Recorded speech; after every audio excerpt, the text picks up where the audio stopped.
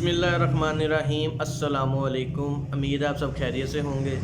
Video شروع کرنے سے پہلے میرے چینل کو لائک اور سبسکرائب کر لیں، بیل کے آئیکن پہ کلک کر لیں تاکہ آپ کو میری ڈیلی ویڈیوز ملتی رہا کریں۔ جو شخص چاہتا ہے کہ اللہ پاک اسے غنی کر دیں اور وافر مقدار میں رزق اور حلال رزق عطا کریں تو اس کو یہ ایک تسبیح جو ہے اس کو پڑھنا چاہیے۔ صبح فجر کی سنتوں کے بعد وہ تسبیح پڑھے، فرض سے پہلے سنتوں کے بعد اور تسبیح پڑھ کے پھر فرض پہ اپنے پڑھنے ہیں تو انشاءاللہ آپ کو اللہ پاک اتنا رزق عطا کریں گے کہ آپ کے پاس جگہ نہیں ہوگی رزق رکھنے کی۔ ایک دفعہ ایک شخص آپ صلی اللہ علیہ وآلہ وسلم کی بارگاہ میں حاضر ہوا اور آ کے عرض کی کہ یا رسول اللہ، میرے سے دنیا نے منہ موڑ لیا ہے اور میں اتنے زیادہ مصیبتوں میں دنیا کی پھنس گیا ہوں کہ مجھے کھانے پینے کا لالے پڑے میں۔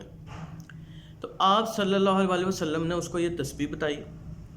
وہ یہ انسان تسبیح لے کے چلا گیا۔ کچھ دنوں بعد وہ پھر آپ صلی اللہ علیہ وسلم کی بارگاہ میں حاضر ہوا اور آ کے عرض کی کہ یا رسول اللہ، اللہ پاک نے مجھے اتنا عطا کیا ہے کہ مجھ سے سنبھالا نہیں جا رہا۔ وہ تسبیح کیا ہے؟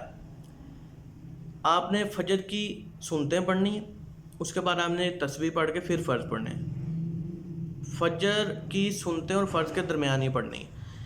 تسبیح کیا ہے سبحان اللہ و بحمدہ سبحان اللہ العظیم استغفر اللہ۔ یہ آپ نے تسبیح پڑھ کے پھر فرض پڑھنے۔